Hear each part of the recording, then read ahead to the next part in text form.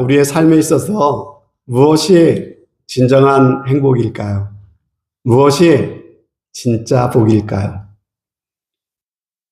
오늘 말씀 제목처럼 우리가 살면서 어떤 상황을 만났을 때 불평과 원망과 짜증이 막 올라오는 그런 사람은요, 죄송하지만은 복받은 사람의 모습은 아닌 것 같아요.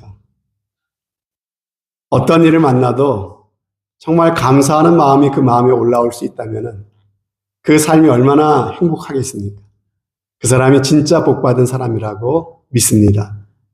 여러분, 많이 가진 사람 봐도요, 꼭 많이 가졌다고 행복한 건 아닌 것 같죠? 여러분도 다 동감하실 겁니다. 많이 가졌다고 불행한 사람 얼마든지 있습니다. 많이 가져서 행복한 것이 아니라 감사해서 행복한 것 같아요. 정말 가진 것이 적어도 그것에 늘 만족하고 감사하며 살 수 있다면요, 그 사람은 행복한 사람입니다. 사실 그 사람이 복을 받은 사람이고, 사실 그 사람이 부자입니다. 여러분, 감사하면요, 표정이 밝아집니다. 그리고 건강도 회복이 되고요, 몸의 면역력도 올라갑니다. 감사하면요, 여러분, 왠지 일도 잘 풀려요, 여러분. 짜증나고 원망 갖고 살면요, 일이 안 풀립니다. 갈수록 일이 꼬입니다. 어려워요. 근데 감사하며 살아봤더니요, 일도 참으로 풀려나가기 시작하고, 대인 관계도 점점 원만해지고, 좋아지고, 또 이렇게 따뜻해지는 것을 우리가 경험하게 된다는 것이죠. 여러분, 그뿐만이 아닙니다. 감사하는 태도는요, 우리의 인격과 우리의 신앙의 성숙을 보여주는 바로미터가 됩니다. 여러분, 어른이 되었어도요, 나이가 많이 들었어도 감사할 줄 모르는 사람은요, 아직까지 성숙하지 못한 사람입니다. 하지만 아직 나이가 어릴지라도 정말 감사할 줄 아는 사람은 성숙한 사람이에요. 마찬가지로 누가 신앙이 좋은 사람입니까? 신앙도 마찬가지 기준이라고 생각해요. 감사할 줄 아는 사람이 신앙이 좋은 거예요. 그런데 어떤 사람은 감사할 줄 몰라요. 교회 생활 열심히 하고 기도도 많이 하는데 감사할 줄 모르는 사람은 아직 신앙이 어린 거예요. 여러분, 하나님은 누구를 기뻐하실까요? 감사하는 사람을 누구보다 기뻐하십니다. 오늘 우리가 시편 136편을 읽었잖아요. 이스라엘 백성들이 성전에서 낭송하는 감사 시예요. 오늘 말씀 1절에 보면은요, 여호와께 감사하라 라고 선포하고, 그 다음 2절부터 25절까지 하나님께 감사한 것들을 하나씩 하나씩 구체적으로 언급해 나가고 있습니다. 그리고 마지막 26절에 보니까 하늘의 하나님께 감사하라 라고 선포하고 끝나는 것이 오늘 시편 136편이에요. 오늘 저는 감사절을 맞이해서 오늘 읽은 이 시편 말씀을 통해서 우리가 깨달을 수 있는 감사의 원리 두 가지를 여러분들과 함께 말씀을 나누기를 원합니다. 이 말씀 속에서 정말 우리를 향하신 하나님의 마음을 발견하는 귀한 시간이 꼭 될 수 있기를 바랍니다. 자, 첫 번째로 감사의 원리 첫 번째. 감사할 것을 찾아서 하나하나씩 구체적으로 감사를 표현하시라는 것입니다. 여러분, 이런 이야기 들어보셨을 겁니다. 종은 울리기 전까지 종이 아니듯이, 노래는 누군가가 부르기 전까지 노래가 아니듯이, 감사도 표현되기 전까지는 감사가 아닙니다. 무슨 말입니까? 막연하게 마음속으로만 감사하구나 이렇게 생각이 드는 것도 참 좋은 거예요. 근데 반쪽짜리 감사라는 것입니다. 이 감사가 온전해지기 위해서는 어떻게 된다고요? 내 마음에 감사한 마음을 갖는 것도 중요하지만 이것을 구체적으로 표현하셔야 된다는 것입니다. 그렇게 하라고 오늘 말씀은 우리 가운데 교훈하고 있는 거예요. 오늘 읽은 말씀이 그것을 보여주죠. 시편 136편의 특징 다시 말씀드려요. 감사한 내용을 어떻게 하고 있어요? 구체적으로 하나하나 나열하고 있더라고 하는 것입니다. 그러니까 우리도 어떻게 감사하라는 거예요? 이렇게 감사하라는 것입니다. 이렇게 감사하는 것이 하나님이 기뻐 받으시는 온전한 감사다라고 그 본을 우리에게 보여주고 있는 거예요. 어떻게 해요? 하나님께 받은 은혜가 있잖아요. 하나님께서 나에게 베풀어주신 은혜가 있잖아요. 이것을 하나하나 헤아리고 구체적으로 고백하면서 감사하라는 것입니다. 그것을 하나님이 원하신다는 거예요. 자, 하나님이 우리를 바라보시는 것은 부모님이 자녀를 바라보는 것을 통해서 하나님이 이런 마음이겠구나라는 사실을 우리는 알 수가 있어요. 여러분, 부모도 마찬가지예요. 자녀가 부모에게 아빠 고맙습니다. 엄마 항상 감사합니다. 이렇게 한마디만 해도 부모의 마음은 어떻습니까? 흐뭇하고 기쁩니다. 그렇죠? 근데 막연하게 항상 고마워요. 이렇게 막연하게 말하는 것보다 어떻게 하라는 것이에요? 이 아들이, 이 딸이 만약에 내가 언제 어떤 일을 당했는지, 그때 엄마, 아빠가 어떻게 해 주셨는지를 그렇게 자세하게 편지에 기록하면서 구체적으로 그것을 언급하면서 구구절절 아빠, 엄마한테 감사하다고 그렇게 편지를 써 보낸다면요. 부모는 그 편지를 받아볼 때 어떨까요? 여러분, 그런 편지 받아보셨어요?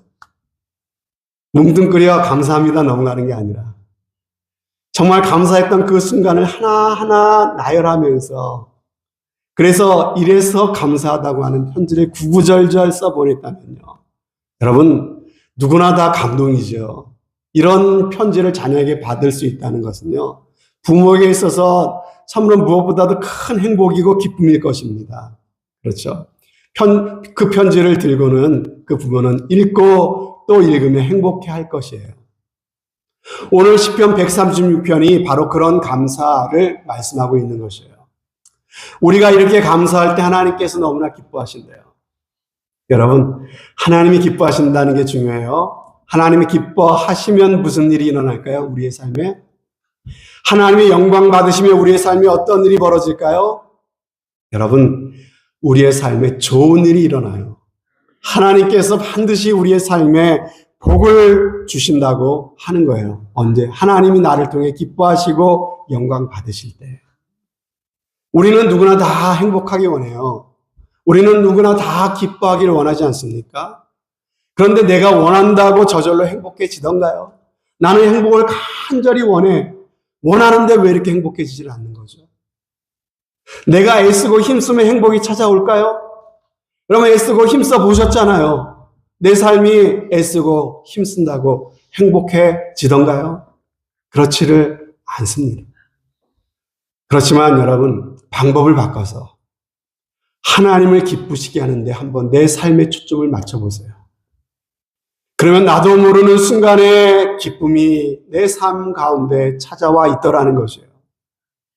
이것이 하나님이 우리의 삶에 복을 주시는 원리라고 성경을 통해 우리에게 알려주고 계시는 것이에요. 한국의 온누리교회에서 시작한 아버지 학교라고 하는 그 프로그램이 있습니다. 운동이 있어요. 이것을 우리가 후원하는 조윤호 선교사님께서 이 남미, 처음에 멕시칼리부터 시작해서 이게 호응이 좋아갖고 지금 전 남미를 다니면서 이 아버지 학교를 지금 하고 있습니다. 근데 이 아버지 학교에 이제 아버지들이 등록을 하면은요, 이제 숙제를 줘요, 숙제. 숙제를 해갖고 와서 많은 사람들 앞에서 이제 조별로 할 때 발표를 합니다. 어떤 숙제냐면요, 아내가 고마운 이유 20가지를 구체적으로 적어오라는 숙제를 시킵니다. 그런데 숙제를 이렇게 20가지를 적어오라고 이렇게 숙제를 내면은 많은 아버지들이 그 이야기를 듣는 순간 굉장히 부담스러워하면서 경악을 합니다. 아니, 아내가 고마운 이유 5가지 적기도 힘든데 무려 20개씩이나 적어오라고? 미션 임파서블. 그 불가능하다는 것이죠. 어떻게 20개씩이나 적냐는 것이에요. 근데 숙제니까 해야 되잖아요. 그래서 머리를 싸매고 끙끙 앓으면서 아내가 뭐가 고맙지 생각합니다. 고민합니다. 한 주간을 고민하면서 적는 거예요. 생각나면 하나 적고. 근데 하나를 적으면은 신기하게 또 생각이 난대요. 또 하나를 적어요. 근데 신기하죠? 또 하나를 적으면 또 생각이 난대요. 그래서 또 하나를 적는답니다. 그렇게 하다 보면은 일주일이 지났는데 20개의 칸이 모자라더래요. 많은 아버지들이 하는 고백입니다. 여러분, 그래서 그것을 적어가면서 어떻게 생각이 바뀌냐면은 모든 게 당연한 줄 알았는데 내 아내가 나한테 이렇게 소중한 사람이었구나라고 하는 것을 느끼게 되었다고 이렇게 많은 아버지들이 간증을 합니다. 오늘 말씀이 바로 그런 겁니다. 저와 여러분이 오늘 이 시편 136편처럼 감사한 것을 일일이 찾아갖고 하나하나 구체적으로 감사하기 시작하면요. 감사한 일들이 정말 많구나. 구체적으로 감사한 것들이 떠오르기 시작할 것이에요. 평소에 당연하게 생각했던 것들이 생각이 바뀌어요. 아, 정말 감사하구나. 감사할 수 없었던 상황도 새로운 눈이 열리는 거예요. 아, 이것도 이래서 감사하구나. 여러분, 이런 눈이 열리시는 귀한 은혜가 있으시기를 주님의 이름으로 축복합니다. 어느 날 한국에서 어떤 집사님이 있었는데 늦은 저녁에 퇴근을 해서 지친 몸을 이끌고 이제 전철을 타고 집으로 가고 있었습니다. 근데 어떤 역에서 문이 열리더니 이 뚱뚱한 아주머니가 이 어린 아이들 3명을 데리고 그 집사님이 앉아있는 칸에 탄 거예요. 근데 조용하던 이 지하철 안에 이 아이들이 들어오면서부터 뭐 난리법석이 시작됩니다. 떼를 쓰고 고함을 지르고 여기저기 뛰어다니면서 난장판입니다. 그러자 이 지하철 칸이 타고 있던 사람들의 표정을 보니까요. 얼굴이 하나같이 불편한 표정으로 일그러지기 시작했습니다. 그런데 더 짜증나는 것이 이 아이들의 엄마처럼 보이는 아줌마였습니다. 아줌마도 아이들이랑 똑같이 소리를 치면서 아이들을 혼내고 화를 내고 신경질을 부리는 겁니다.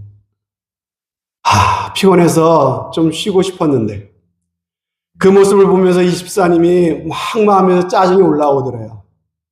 근데 갑자기 그 전주 주일에 교회에서 들었던 목사님 설교 말씀이 딱 떠오르는 거예요. 무슨 일을 만나도 감사하십시오. 감사로 마음을 지키십시오. 관점이 중요합니다. 무슨 일을 만나든지 다른 관점으로 바라보면 상황이 달리 보일 수도 있고 우리는 어떤 상황 속에서도 감사할 수 있습니다. 뭐 이런 설교 말씀, 들었던 말씀이 생각이 나는 거예요. 아니, 이런 상황에서 무엇을 어떻게 감사할 수 있지 생각하기 시작합니다. 아니, 뭘 어떻게 감사하란 말인가.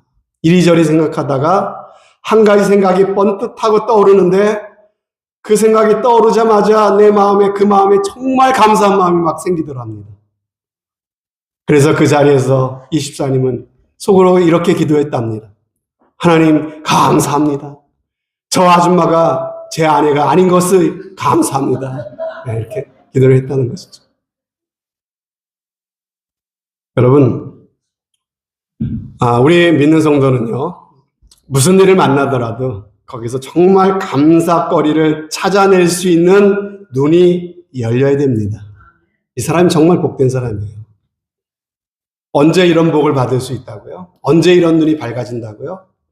내가 받은 은혜, 내가 받은 복을 하나하나 구체적으로 생각해보고 헤아려보고 그것을 구체적으로 표현하기 시작할 때 내 인생이 하나하나가 전부 엄청난 은혜요 기적이구나. 이 사실을 우리가 비로소 깨닫게 된다는 것입니다. 때로는 정말 일상적이고 평범한 일에서도 감사한 것들을 찾으실 수 있기를 바랍니다. 오늘 말씀에 보니까는요, 이런 말씀이 나와요. 오늘 9절에 보니까는 달과 별들로 밤을 주광케 하신 이에게 감사하라 그랬어요. 여러분, 혹시 하늘에 떠있는 별 보면서 야 정말 감사하다 이 생각하신 적 있어요? 날마다 떠오르는 태양을 보면서 밤을 비추고 있는 달을 보면서 여러분 감사한 적 있어요? 아니, 매일 떠 있는 거 아니야? 당연한 거 아니야? 여러분, 당연한 게 없다니까요. 여러분, 이렇게 한번 생각해 보십시다. 만약에 하늘의 달과 별들이 1년에 딱 하루만 나타난다면 어떤 일이 벌어질까요? 아마 그 하루는 난리가 나겠죠. 사람들이 다 밖에 나가서 달과 별을 보면서 떠오르는 그걸 보면 우와 하면서 막 감격해 하지 않겠습니까? 근데 그게 날마다 볼 수 있으니까 감격이 없는 거 아니냐고요. 해가 날마다 떠오르지만요. 단 하루만 해가 사라진다고 해보십시다. 여러분, 우리가 살아남을 수 있겠습니까?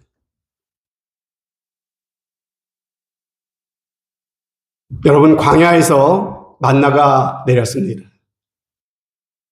처음 만나가 내렸을 때 이스라엘 백성들은 너무나 감격했어요. 와, 하늘에서 하나님이 이런 양식을 우리에게 내려주시는구나. 그러면서 처음에 그것을 막 이렇게 긁어가지고 가서 이렇게 먹었더니 그 맛이 어땠다고 표현하냐면 꿀맛이라 그래, 꿀맛. 그런데 매일매일 그 만나가 내려지니까 조금씩 변질이 되는 거예요. 꿀맛이 기름 섞은 과자 맛이 됩니다. 그리고 또 시간이 지나니까 나중에는 어떻게 변하는지 아십니까? 이 박한 음식이 역겹기까지 하다고 불평하는 모습을 우리가 볼 수 있다는 것이에요. 여러분, 이게 인간의 본능이라는 겁니다. 하지만 정말 평범한 일들, 매일 반복되는 일상 속에서 감사거리를 찾고 구체적인 감사를 표현하는 연습을 할 때 감사를 우리가 잃어버리지 않고 오히려 감사가 더욱더 풍성해지는 그런 삶을 살 수가 있을 것이에요. 이게 복이라는 것이죠. 이런 은혜가 저와 여러분들 가운데 있으시기를 주님의 이름으로 축복합니다. 자, 평범한 일, 일상적인 일에도 감사의 눈이 열려야 되고요. 또 하나는 고난과 어려움 중에서도 감사할 수 있는 눈이 열려야 합니다. 여러분, 추수감사절이 어떻게 시작했는지 아시잖아요. 그렇죠?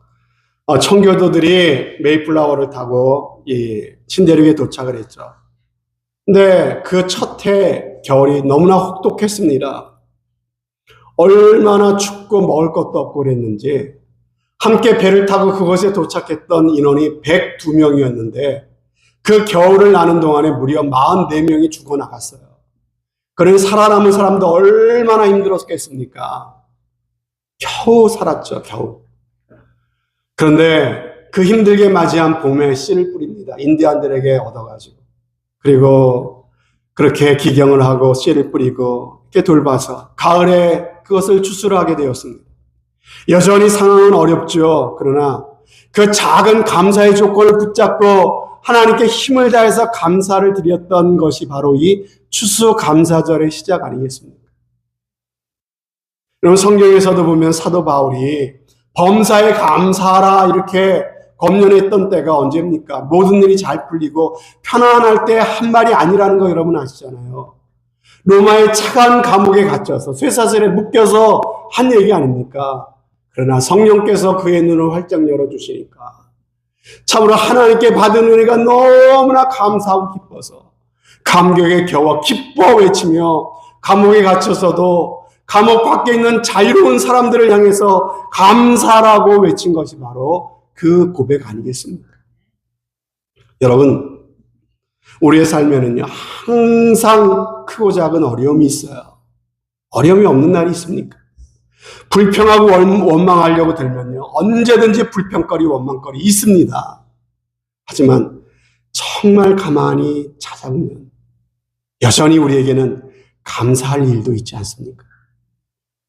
여러분, 저 바깥에 나가면 예수 믿으라고 이야기하면 너나 믿으세요 하면서 복음을 거부하는 사람이 얼마나 많습니까? 또 세상에는 복음을 들어보지 못한 사람도 많이 있습니다. 예배를 드리고 싶어도 예배를 드릴 수 없는 사람도 많이 있습니다. 그런데 오늘 우리가 다른 곳에 있지 않고 이렇게 마음껏 하나님을 예배하는 자리에 앉아있는 것만 생각해 봐도요, 이게 얼마나 감사한 일입니까?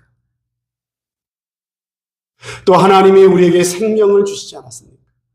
우리의 생명을 지켜주셨고 우리의 건강을 주셨고 그 많고 많은 사람들 가운데서 하나님이 우리를 특별히 그 위해서 불러주셨고, 우리를 참으로 하나님의 자녀 삼아주셨고, 우리에게 예수 그리스도를 주로 믿을 수 있는 믿음 주셨고, 우리에게 영생의 소망을 주셨다는 것, 이것이 얼마나 감사한 일입니까?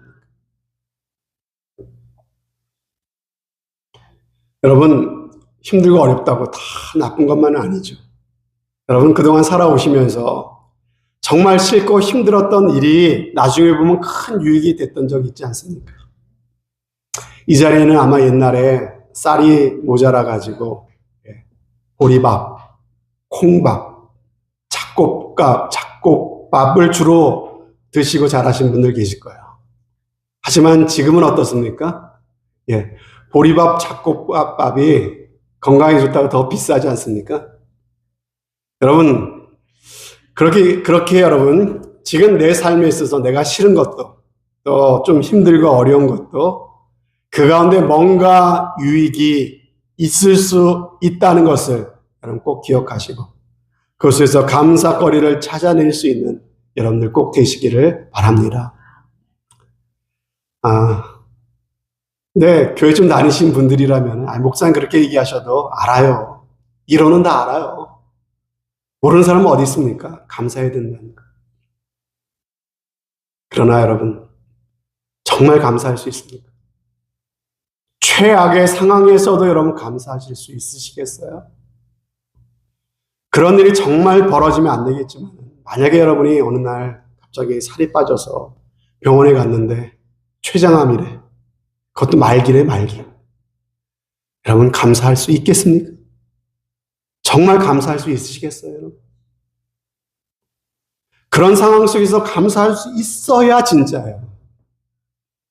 그런 믿음을 준비하시는 여러분들 되시기를 바랍니다. 그런 준비가 된 사람, 인생의 어떤 어려움을 만나도요, 담대하게 살 수가 있어요. 여러분의 사랑하는 자녀가 어느 날 전화 와서 받아봤더니 교통사고가 나서 죽었대. 그래도 감사할 수 있겠어요. 여러분, 죽을 만큼 힘든 상황 속에서도 진짜 나를 붙잡아 줄 수 있는 것, 나를 살릴 수 있는 것은요, 진짜 감사합니다. 그처럼 최악의 상황에서도 내 믿음이 흔들리지 않고 감사할 수 있는 것, 이것이 참 하나님을 진짜로 믿는 믿음의 증거이고요. 하나님을 사랑하는 성도의 고백이 아니겠습니까? 저는 이 자리에 있는 저와 여러분 모두가 정말 이러한 감사의 눈이 열려서 어떤 일을 만나도 감사로 바꿔낼 수 있는, 그래서 인생의 어떠한 풍파 가운데서도 참으로 넘어지고 무너지는 인생이 아니라 넉넉히 그것을 극복해 갈 수 있는 복된 삶이 꼭 되시기를 주님의 이름으로 축복합니다. 자, 첫 번째 감사의 원리 뭡니까? 구체적으로 하나하나 감사하시라는 것. 자, 두 번째 원리입니다. 하나님의 선하심을 믿고 감사하십시오. 자, 오늘 시편은요, 후렴에서 그 인자하심이 영원함이로다라는 찬양 구절이 계속 반복되고 있는 것을 볼 수가 있어요. 자, 명절마다 레위인들이 보면 오늘날 보면 노래예요. 노래 가사의 시편이요. 선창을 해요. 이 앞부분을. 그러면 회중 전체가 후렴 부분을 이렇게 함께 재창을 하는 것입니다. 후렴이 뭐냐면 그 인자하심이 영원함이로다. 이게 후렴 부분이에요. 여러분, 감사하는 모든 이유가 뭐라고요? 하나님의 인자하심, 하나님의 선하심이 영원하시기 때문에 감사할 수 있다는 거예요. 이 믿음만 있다면 우리의 인생에 닥치는 다양한 문제들을 또 다른 관점으로 바라볼 수 있는 눈이 열리게 되는 것이죠. 언제? 하나님의 선하심과 하나님의 인자하심을 내 마음에 확신할 수만 있다면. 여러분, 제가 자주 말씀드렸죠? 우리의 인생의 문제는요, 내가 당한 일이 얼마나 힘든 일인가, 내가 겪는 일이 얼마나 힘든 상황이냐, 그 무게에 달려있지 않습니다, 여러분. 그것을 바라보는 내가 문제예요, 내가. 이 문제를 내가 극복할 수 있는 믿음의 용량이 부족한 내가 문제예요, 여러분. 이것을 바라보면서 하나님의 시각으로 그것을 바라볼 수 있고 해석할 수 있어야 되는데 그것을 그렇게 보여지지 않는 내가 문제인 것이지 문제가 커서 문제가 아니고요. 이 상황이 힘들어서 문제가 아니라고 하는 것입니다. 그래서 잠언 4장에 보면 잠언 4장에 뭐라고 말씀하십니까? 무릇 지킬 만한 것보다 더욱 내 마음을 지키라 그랬어요. 마음을 마음이 중요해요. 모든 게 우리의 마음에 달려있어요, 여러분. 생명의 근원이 이에서 난다 그랬습니다. 여러분, 마음을 지킨 증거가 뭘까요? 마음을 뺏기지 않고 내 마음을 나는 지켰어. 이 마음을 지켰다고 하는 그 증거가 뭐냐고요? 그것이 바로 감사입니다. 감사. 감사를 잃어버리지 않고 불평과 원망을 내뱉지 않고 감사할 수 있다면 내 마음을 지킨 것이에요, 여러분. 분명한 것은요, 우리의 믿음은 만사 형통을 가져온다고 성경은 그렇게 약속하지 않으셨어요. 내가 예수님 잘 믿고 믿음 생활 잘한다고 고난이 없을 것이다. 사업도 잘 될 것이다. 자식들도 다 잘 될 것이다. 모든 일이 다 잘 풀릴 것이다. 여러분 그렇게 말씀하지 않으셨어요. 그럼에도 항상 기뻐하고 쉬지 말고 기도하고 범사에 감사할 수 있는 것이 참된 믿음입니다.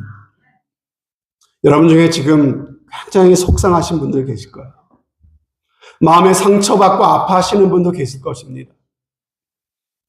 지금 여러분을 힘들게 하는 상황에서 하나님의 관심은 어디에 있을까요? 하나님의 관심은 여러분의 문제를 해결해 주는 데 관심이 있으실까요? 여러분을 힘들게 만든 그 사람을 하나님 혼내주시고 그 사람을 좀 이렇게 바꿔주시는 데 하나님의 관심이 있으실까요? 그랬으면 좋겠죠. 하나님이 속 시원하게 한번 깨닫게 하시고, 뭔 그렇게 옳고 잘못됐다 내 앞에 와서 벌벌 떠는 모습 보여주시면 좋겠죠. 그러나 하나님은 그렇게 일하지 않으십니다. 하나님의 관심은 저쪽에 있는 게 아니라 항상 나한테 있는 거예요. 나한테. 누가 바뀌어야 되는 것입니까? 내가 바뀌어야 되는 거예요. 내가.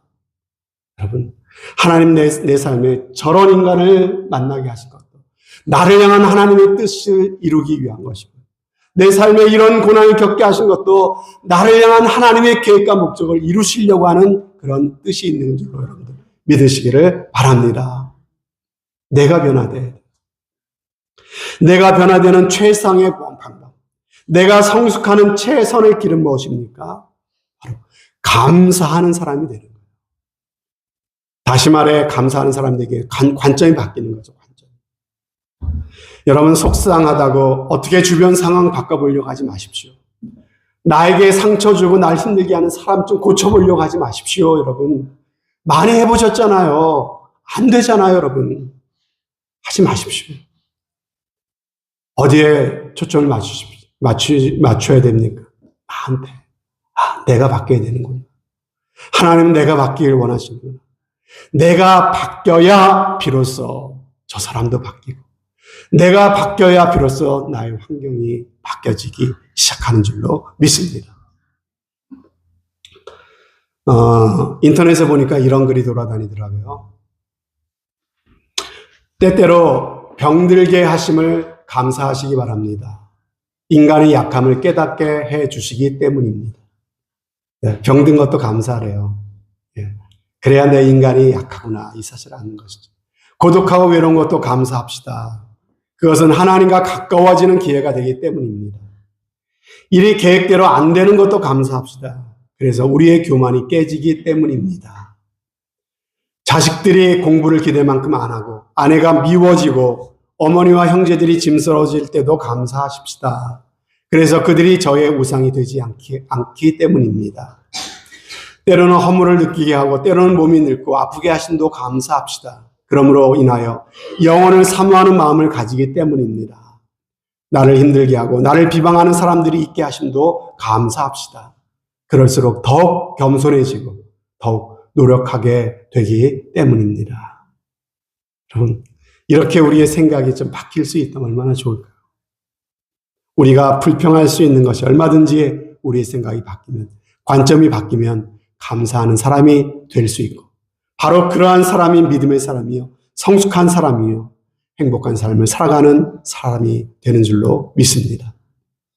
성경에 보면 요셉이라는 사람이 참 어려움이 많았죠. 얼마나 억울한 일을 당했습니까? 속이 뒤집어지죠. 그러나 요셉은 그 가운데서 한 번도 불평하거나 원망하지 않아요. 감사로 마음을 지켰던 대표적인 사람이 요셉이에요. 그가 어떻게 그러한 순전한 삶을 살아갈 수 있었습니까? 여러분, 그는 청소년기에 하나님께서 너무나 생생하게 꾸게 하신 꿈을 늘 마음속에 품고 살았거든요. 2번을 연거푸어 꾸게 하신 꿈이 있었잖아요. 그죠? 해와 달과 별들이 나한테 절하는 꿈. 그죠? 곡식단들이 내 앞에 와서 절하는 그 꿈을 2번 생생하게 꾸게 하면서 하나님이 나를 향해 놀라운 계획을 갖고 계시는구나. 나를 장차 존귀하게 하나님께서 만들어주시겠다고 하나님이 이렇게 분명하게 꿈을 통해 약속해 주셨구나. 이 사실을 마음 가운데 굳게 믿었고 붙잡았기 때문에 여러분, 어떠한 억울한 일을 만나도 어떠한 힘든 일을 만나도 그는 무너지지 않았어요. 넘어지지 않았어요. 감사로 마음을 지키며 살 수가 있었습니다. 그런데 여러분 중에서 나도 하나님이 요셉처럼 꿈이라도 좀 꾸게 해주시면 나도 그럴 수 있을 텐데. 나한텐 꿈도 안 꾸게 해주셨잖아요. 뭐 가지고 내가 이렇게 마음을 지킬 수 있단 말입니까? 여러분 아세요? 저와 여러분에게는 하나님이 요셉에게 주셨던 약속보다 더 분명하고 믿을 수 있는 약속을 주셨다는 사실 아십니까? 그것이 무엇입니까? 바로 예수 그리스도의 십자가 아닙니까? 그 아들 예수 그리스도의 피로 하나님께서 우리와 맺으신 영원한 언약 아니겠습니까? 하나님의 아들을 주시면서까지 내가 너희를 이렇게 사랑한다. 그 아들의 피값으로 우리를 대속하셨기에 내가 결코 너희를 버리지 않을 것이다. 결코 너를 포기하지 않을 것이다. 반드시 너와 함께 하실 것이고 너를 향한 나의 약속을 반드시 이룰 것이라고 하나님이 분명하게 우리에게 말씀하고 계시는 줄로 믿습니다. 이것을 정말 내 마음 가운데 믿으면요, 우리는 요셉처럼 무너지지 않는 인생, 감사한 삶을 살아갈 수 있는 줄로 믿습니다. 사랑하는 성도 여러분, 감사는 행복의 문을 여는 최상의 열쇠입니다. 행복의 크기는 소유의 크기에 달려있지 않고 감사하는 크기에 달려 있습니다. 감사하는 마음은 나를 바꾸고 나의 주변 여건을 바꿉니다. 나의 인생도 바꿉니다. 감사하면 행복이 찾아오고, 감사하면 하나님 기뻐하시고, 감사하면 하나님 영광 받으시고, 감사하면 내 삶에 기적이 일어나게 됩니다. 범사에 감사하는 삶은 하나님과 관계가 좋고 믿음이 건강하다는 증거입니다. 모든 것을 당연하게 여기기보다 구체적으로 하나님께 하나하나 감사하십시다. 어떤 상황 속에서도 하나님의 선하심과 하나님의 인자하심을 바라보며 감사하심으로 하나님을 기쁘시게 하는 삶을 살아가시기를 바랍니다. 그래서 여러분 자신이 정말 하나님께 복을 받으셨으면 좋겠습니다. 그래서 여러분들이 행복해지시고, 여러분 때문에 여러분의 가정이 행복해지고, 여러분의 자녀들이 행복해지시고, 여러분 때문에 우리 교회가 더욱더 행복해지는 귀한 은혜가 꼭 있으시기를 주님의 이름으로 축원드립니다. 아멘. 좋으신 우리 아버지 하나님, 오늘 시편 136편 말씀을 통해서 우리에게 진정한 감사의 원리를 알려주셔서 감사합니다. 아버지, 우리가 받은 은혜가 너무나 큰데 그것을 망각하며 살지 않도록 도와주시고, 당연하게 여기며 살지 않도록 도와주시고, 정말 하나님께 받은 은혜가 하나하나 내 마음 깊이 새겨지며 고백되어지는 귀한 은혜가 있게 하여 주옵소서. 아버지 하나님, 매일의 일상의 생활, 평범한 삶 속에서도 감사거리를 찾아 감사하게 하시고, 힘들고 어려운 여건 속에서도 하나님의 관점으로 새롭게 그 모든 고난을 해석하며 감사해 낼 수 있는 믿음의 성숙자가 되게 하여 주옵소서. 주님, 정말 우리가 감사할 수 있는 이유는 하나님의 선하심과 인자하심, 그 아들 예수 그리스도의 피로 우리에게 약속하신 영원한 그 언약, 그 하나님의 그 약속 때문임을 고백합니다. 항상 예수 그리스도의 십자가의 그 흔적을 갖고 살아갈 수 있는 우리의 삶이 되게 하셔서 언제 어디서나 늘 감사가 마르지 않는 우리의 삶이 되게 하여 주옵소서. 감사드리며 예수 그리스도를 받들어 기도드립니다. 아멘.